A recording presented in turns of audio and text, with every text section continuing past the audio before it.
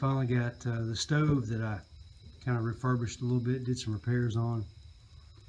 I've got the stove pipe connected. It's like a temporary setup, but I've got it set to where if I want to come in later and place a stove over here, I can come right through the wall over there and bust a hole through the wall and put the stove here after I remove this shelf.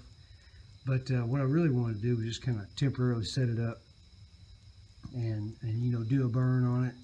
The goal is, this is like I think the 6th of November. I told my sister that I was probably going to try to get this thing running. This is my mom's old stove that she learned how to cook on when she was a kid. I was probably going to get it running and actually try to cook something for Thanksgiving at her house this year. And I've got it plumbed. I've got the flue up and everything, and I want to do a little burn on it. I've got a little bit of tinder in there and some cotton balls, soaked in Vaseline that I've done on a previous video. Let's fire it up. Let's see what's going on. It's become pretty obvious to me that back in the days where this stove was actually used, that you would have to probably crack a window or leave a door open, because there's nothing sealed about this. If you lift the eye where the pot would go, where that handle is there, that's the handle. You'd lift that eye there, you'd see fire. Okay, so there's a gap around 4 eyes and all the 4 connectors that hold the eyes in place. There's no ceiling to it, so you would get smoke in the house. I guess it was just a part of life back then. Get him, Bella. Get him. She has no idea what she's barking at.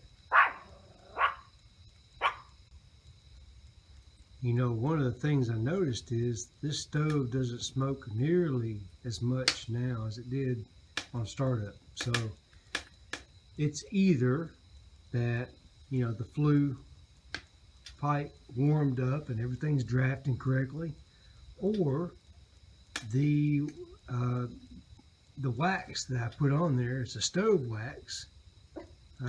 It's possible that stuff was going to smoke when it got hot. So we may be way better off than I thought we was going to be. It's because it's not nearly as bad. It's tolerable. I would have to crack a window or crack a door or something maybe, but I could probably live with this. After I close the damper, we're at 26 minutes and I've got a simmer on the water.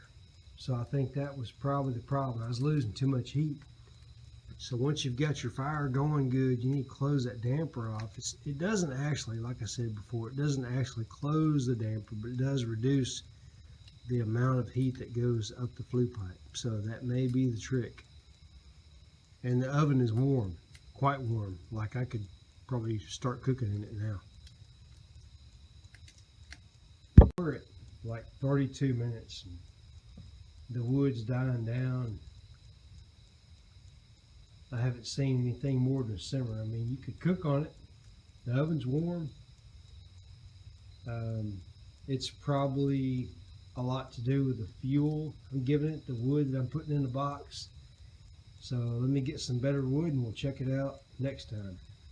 Hey, thanks for watching. Get him, Bill. Get him. Get him. Get him.